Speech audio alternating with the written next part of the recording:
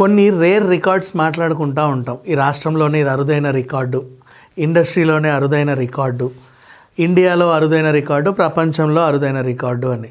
కానీ నేను ప్రపంచం గురించి మాట్లాడదలుచుకోలేదు. కంప్లీట్ మిల్కీవే గ్యాలక్సీలో ఎక్కడెక్కడ జీవం ఉందో నాకు తెలియదు, కానీ అన్ని గ్రహాంతర వాసులు ఉండే గ్రహాలతో కలుపుకొని మన గ్రహాన్ని కూడా అందులో పెట్టుకుంటే ఇది ఒక గ్రహాంతర రికార్డ్ అని నేను చెప్పుకుంటా. వై? బికాజ్ నట్టింట్లో వాల్లూరులో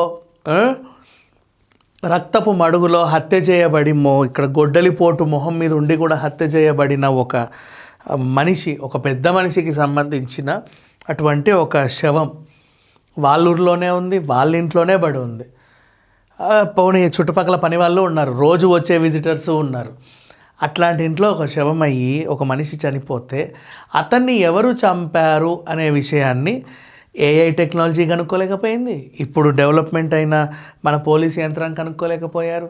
ఇంత సాంకేతికత, ఆయన చనిపోయినప్పుడు కూడా సాంకేతికత ఎక్కువే ఉంది. ఇప్పటికి ఇంకా పెరిగింది. అయినా సరే ఇప్పటి వరకు 10 ఏళ్ళు పొడిగిస్తారో ఇంకెన్నేళ్ళు పొడిగిస్తారో మనకు తెలియదు, కానీ ఇప్పటి వరకు దీని గురించి తెలియదు. సిబిఐ కూడా దర్యాప్తు చేసింది. సిబిఐ దర్యాప్తులో కూడా ఇప్పటివరకు ఏ విషయం తేల్లా. కోర్టు ఏమో ఏ తీర్పు ఇవ్వాలో అర్థం కాక ఉంది. సుప్రీంకోర్టు కూడా ఏ తీర్పు ఇవ్వాలో తెలియట్లా. ఇప్పుడు ఉన్న దాంట్లో కీలకం ఏంటంటే, యాక్చువల్గా అన్ని పాయింట్స్ కవర్ అయిపోయాయి. బేసికలీ వీళ్ళ వెర్షన్స్ వాళ్ళు చెప్పారు, వాళ్ళ వెర్షన్స్ వీళ్ళు చెప్పారు. సునీత తరఫునే అని వీళ్ళు, అవినాష్ తరఫునే అని వాళ్ళు. కాకపోతే ఒక అంశం సునీత కొత్తగా తెర మీదకి తెచ్చింది ఏంటంటే, ముందు ఈ విషయం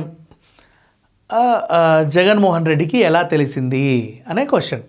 దానికి కూడా సుప్రీంకోర్టు ఒక అభిప్రాయం వ్యక్తం చేసింది. ఏమని? అందరూ బంధువులే కాబట్టి చనిపోయిన ఆయనకి యువతలి వాళ్ళు, కంప్లైంట్ ఇచ్చిన వాళ్ళు, కంప్లైంట్ అవతల అపోనెంట్ అందరూ కూడా చుట్టాలే కాబట్టి చుట్టాలకి మొదట ఏదో రకంగా విషయం తెలిసే అవకాశం ఉంది కాబట్టి అలా తెలిసి ఉండొచ్చేమో అని అభిప్రాయపడింది. ఇప్పుడు బయటి వ్యక్తి అనుకోండి, నీకు ఎలా తెలుసు, ఎవరు చెప్పకుండానే కొన్ని క్వశ్చన్లు వేస్తారు. కానీ బంధువులు అందరూ కూడా రక్త సంబంధికులే కాబట్టి సుప్రీంకోర్టు అలా అభిప్రాయపడాల్సి వచ్చింది. ఇప్పుడు సిబిఐ ఇచ్చే రిపోర్టు కీలకం.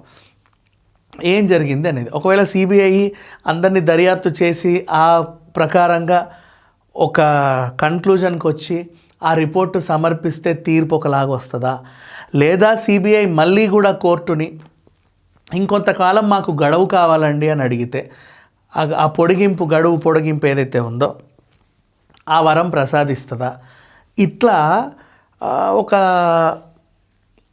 తెలియని ఒక ఆన్సర్ కోసం అందరికీ తెలుసు అనుకున్న ఆన్సర్ని ఎక్స్పెక్ట్ చేసేవాళ్ళు కొంతమంది. ఇట్లా ఈ కేసు అనేది కొనసాగుతా వస్తుంది. అందుకే చెప్పా ఇది ఒక గ్రహాంతర రికార్డ్, రేర్ రికార్డ్ అని.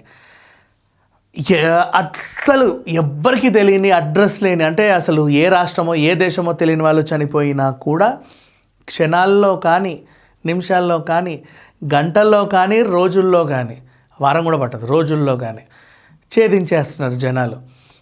తెలియకుండా ఒక హత్య జరిగినా సరే, సీసీటీవీ ఫుటేజ్ లేకున్నా ఇంకా అంటే ఇట్లా దర్యాప్తు జరిపైనా సరే ఎక్కడో దగ్గర చిన్న క్లూ పట్టుకొని వాళ్ళు దర్యాప్తు జరుపుతున్నారు. అట్లా కాదు, ఇట్లా కాదు, ఎట్లా చూసినా కాదు. పోనీ శవం ఎక్కడన్నా వేరే గ్రహంలో, మార్స్లోనో మూన్లోనో దొరికిందా అంటే కాదు. చనిపోయిన మనిషి ఇంట్లో, నట్టింట్లో దొరికింది.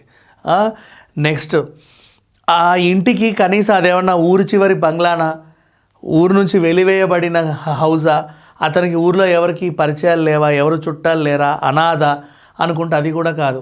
ఊరందరూ కూడా ఆయన సైన్యమే, మొత్తం ఊరు ఆయన సైన్యం చెప్పాలి అంటే. అదంతా కూడా ఆయన నడిచిన నేల, ఆయన బాగా పట్టున్న ఇది. నెక్స్ట్ పోనీ ఎవరు రావట్లేదు ఆయన చూడ్డానికి ఈ మధ్య అంటే అది కూడా కాదు. రోజు పొద్దున 5 గంటలకే బెల్లు కొట్టే వాళ్ళు ఉన్నారు, 3-4. రాత్రి కూడా వెళ్ళే వాళ్ళు ఉన్నారు. ఆయన కూడా బయట తిరుగుతా వస్తాడు. డ్రైవర్ అనో, వాచ్మెన్ అనో, హౌస్ కీపింగ్ అనో, వాళ్ళనో వీళ్ళనో కనీసం ఒక 5 స్టాఫ్ కూడా మెయింటైన్ చేసే ఒక మనిషి, వంట మనిషి అనో, ఇంకోటి. మరి ఎక్కడ ఒక్క క్లూ లేకుండా, ఎందుకు ఒక్క క్లూ దొరకట్లేదు? అసలు చెప్పంటే ఆ లోకల్ ఎస్ఐ చాలా సింపుల్గా డీల్ చేసే కేసు ఇది. ఆ సిఐ కూడా ఇది జరిగిందంటే ఛార్జ్ షీట్ వేయించే కేసు ఇది. అది కూడా జరగల, ఇప్పటి వరకు తేలట్లా. ఇక మీదట తేలుద్దా అన్నదానికి కూడా ఎవరికీ లేదు. అండ్ ఇక్కడ మధ్యలో ఇక్కడ విచిత్రమైన అంశం ఏంటంటే, పోనీ రాజకీయంగా ఇది జరిగింది అని అనుకున్నా, ఆరోపించే వాళ్ళు, ఆరోపణలు ఎదుర్కొంటున్న వారు ఇద్దరు కూడా ఒకసారి వీళ్ళ అధికారంలో ఉన్నారు, ఒకసారి వీళ్ళ అధికారంలో ఉన్నారు. అలా రెండు పార్టీలు అధికారంలో ఉన్నప్పుడు కూడా ఈ కేసు తేలట్లేదు. మరి ఇంకా ఏమంటాం చెప్పండి? ఇది రాజకీయ కక్ష కాకుండా, వ్యక్తిగత కక్షపూరితం కాకుండా, ఆత్మహత్య కాకుండా, హత్య కాకుండా, అసలు ఏది కాకుండా మరి మనిషి ప్రాణం ఎలా పోయింది? ఈ క్వశ్చన్కి ఆన్సర్ కావాలంటే ఇంకా 10 ఏళ్ళు పడుతుందా అనే దీంట్లో మనం ఇంకా ఉన్నాం. మరి ఇప్పుడు సుప్రీంకోర్టు ఏం తేలుస్తుందో తెలియదు, సిబిఐ వాళ్ళు ఏం రిపోర్ట్ ఇస్తారో తెలియదు. ఆ రిపోర్ట్లో ఏమున్నా కూడా ఓవరాల్గా ఈ తీర్పు ఈ జన్మకు వస్తుందో రాదో కూడా తెలియదు. Thank you so much.